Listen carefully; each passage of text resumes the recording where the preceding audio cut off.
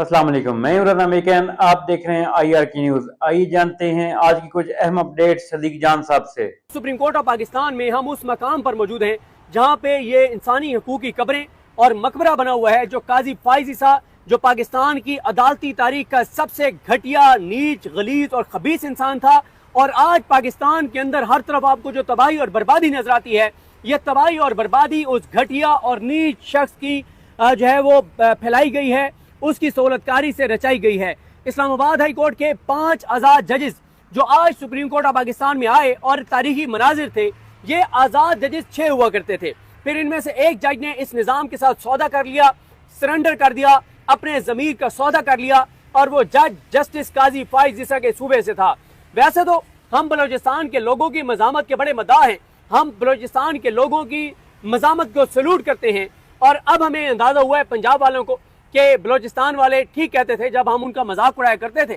और उनकी जबरी गुमशुदियों को हम जस्टिफाई किया करते थे। लेकिन जो अदलिया में किरदार आते हैं बलोचिस्तान से, वो आप देख लें। माशाल्लाह, काजी फाइज ईसा बलोचिस्तान से, जमाल खान मदोखेल बलोचिस्तान से, नईम अख्तर अफगान साहब बलोचिस्तान से, हाशिम काकर साहब जिन्होंने मखसूस नशिस्तों के केस में इस निजाम के हक में फैसला दिया, लेकिन इससे हट के उनके 3-4 अच्छे फैसले भी हैं। नईम अख्तर अफगान साहब भी, काजी फाइज ईसा घटिया इंसान जब तक था तो उस घटिया नीच आदमी के साथ रहे हर केस में, लेकिन जब काजी रिटायर हो गया तो उसके बाद उन्होंने 3-4 अच्छे फैसले भी दिए। इसी तरह से आप इस्लामाबाद हाई कोर्ट में चले जाएं, अरबाब मोहम्मद ताहिर साहब, वो बलोचिस्तान से जो अब इस निजाम के सामने सरेंडर कर चुके हैं, डील कर चुके हैं, सौदा कर चुके हैं अपने जमीर का। और जस्टिस मोहम्मद आसिफ, वो बलोचिस्तान से जो एडिशनल जज है, जिनको ट्रांसफर करके जस्टिस जाहिया खान लाए और जिन्होंने कल चेयरमैन PTA के केस में उन्होंने उसको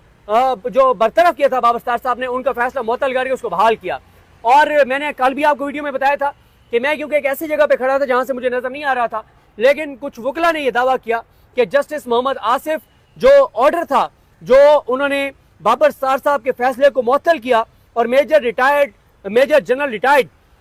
हफीजुर रहमान को चेयरमैन PTA के तौर पर बहाल किया, तो वो ऑर्डर पहले ही लिख कर लाए हुए थे दलाइल से पहले। और यही वजह है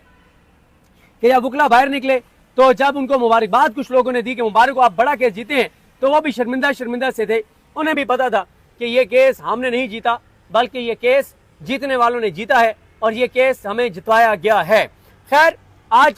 सुप्रीम कोर्ट में बड़ी हैरान कुन सूरत हाल थी, तारीखी मनाजिर थे कि आज सुप्रीम कोर्ट ऑफ पाकिस्तान में इस्लामाबाद हाई कोर्ट के 5 आजाद जजेस तशरीफ लाए। जस्टिस मोहसिन अख्तर कियानी, जस्टिस तारिक महमूद जहांगीरी साहब, जस्टिस बाबर सत्तार साहब, जस्टिस सरदार एजाज ईसा खान साहब और जस्टिस समन रिफत इम्तियाज साहिबा। मैंने एक चीज नोट की, मैंने एक चीज ऑब्जर्व की, मैं आपके साथ शेयर करना चाहता हूं। एक है कि जब हम एज ए कोर्ट रिपोर्टर जब हम जाते हैं तो जाहिर है एक जज है, वो चाहे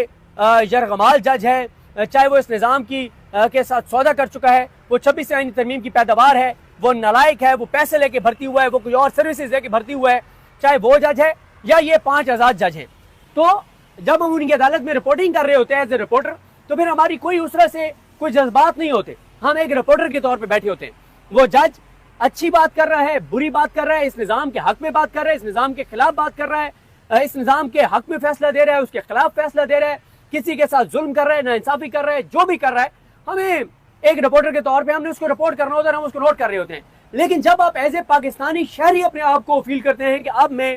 एक रिपोर्टर नहीं हूं, मैं पाकिस्तान के एक शहरी हूं जिसने इस मुल्क में रहना है, जिसकी आने वाली नस्लों ने इस मुल्क में रहना है, जो इस मुल्क के साथ मुखलिस है, तो आपका एज ए पाकिस्तानी शहरी खून खोलता है कि जब आप उन जजेस की अदालतों में बैठे होते हैं जहां नाइंसाफी आपको होती हुई नजर आ रही होती है, जहां लोगों के साथ जुल्म होता हुआ आपको नजर आ रहा होता है, जब आपको पता होता है कि ये जज कैसे लगा है, जब आपको पता होता है कि ये जज कौन सी सर्विसेज दे रहा है, जब आपको पता होता है कि ये जज अपने हलफ से गद्दारी कर रहा है, अपने हलफ से वफा नहीं कर रहा। एक दिन तो बाबर सत्तार साहब की अदालत में, क्योंकि उस दिन उनकी अदालत लगी और फिर 3 दिन से तो वो अदालत में नहीं बैठ रहे, जिस दिन से तारिक महमूद जहांगीरी साहब को से जुडिशल पावर्स वापस ली गई हैं, तो उनके इख्तियारात वापस लिए गए हैं। लेकिन उससे पहले मैं बाबर सत्तार साहब की अदालत में एक दिन बैठा और उसके बाद अब 3 दिन, क्योंकि बाबर सत्तार साहब और सरदार एजाज ईसा खान साहब हैं, उनका बेंच हो नहीं रहा, समन रिफत इम्तियाज साहब अभी बेंच में नहीं बैठी, तो मैं 3 दिन हो गए हैं मोहसिन अख्तर कियानी साहब की अदालत में बैठता हूँ। और मैंने पहले भी मोहसिन अख्तर कियानी साहब की अदालत के बारे में कहा था और वो खैर मेरे गले भी पड़ा था। उसके बाद क्या हुआ वो कभी वक्त आएगा तो आपको बताएंगे। मैंने उनकी अदालत के बाहर खड़े होकर, जब अहमद फरहाद का केस चल रहा था, ये पता नहीं किसी और जबरी गुमशुदा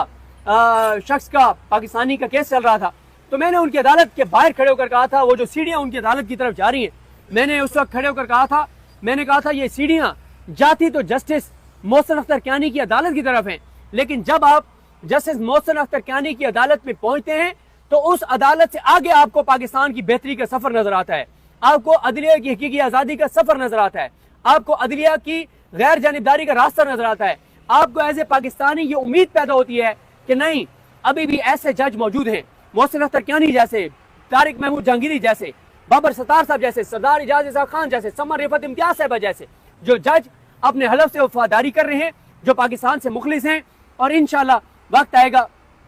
कि जब पाकिस्तान में कानून की हुक्मरानी आएगी तो इन जजेस की हमें जरूरत होगी। ये जजेस उन फैसलों को फिर कलअदम करेंगे बैठ के जिन फैसलों से पाकिस्तान को नुकसान हो रहा है, जिन फैसलों से पाकिस्तान कमजोर हो रहा है, जिससे लोगों का अदालतों पर एतमाद खत्म हो गया है। देखें, एक बात ध्यान में रखें,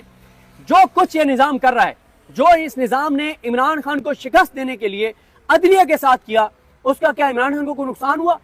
इमरान खान की पॉपुलैरिटी आज से 2 साल पहले कहां थी और आज इमरान खान की पॉपुलैरिटी कहां पे है? उसकी तो इज्जत में इजाफा हुआ है, उसकी तो मोहब्बतों में इजाफा हुआ है। जो जज आजाद जज हैं, जिनके साथ आप जो कुछ कर रहे हैं, इनकी तो इज्जतों में इजाफा हुआ है। और जो कंप्रोमाइज जज हैं, जो इमरान खान के खिलाफ फैसला देने वाले हैं, आज उनकी नफरत आप पूरे पाकिस्तान के अंदर देख लें, पूरी दुनिया के अंदर देख लें कि काजी फाइज ईसा जो घटिया इंसान है, जब से वो रिटायर हुआ है उसको 1 साल होने वाला है, आज तक काजी फाइज ईसा पाकिस्तान के अंदर या दुनिया भर में 4 से 5 बार से दिखाई दिया है और उसने अपनी हुलिया भी चेंज कर लिया, अपनी शक्ल भी बदल ली है। उसके बावजूद काजी फाइज ईसा नहीं निकल सकता लोगों में, नहीं निकलता लोगों में। जब से रिटायर हुए 4 से 5 बार बाहर देखा गया है। तो ये होता है, जो जज इस वक्त इस निजाम से सौदा करके बैठे हैं, जो अपने हलफ से गद्दारी कर रहे हैं, इन तमाम जजेस का अंजाम काजी फाइज ईसा वाला होगा। और एक चीज देखें, आज ये 5 जज आए सुप्रीम कोर्ट ऑफ पाकिस्तान में,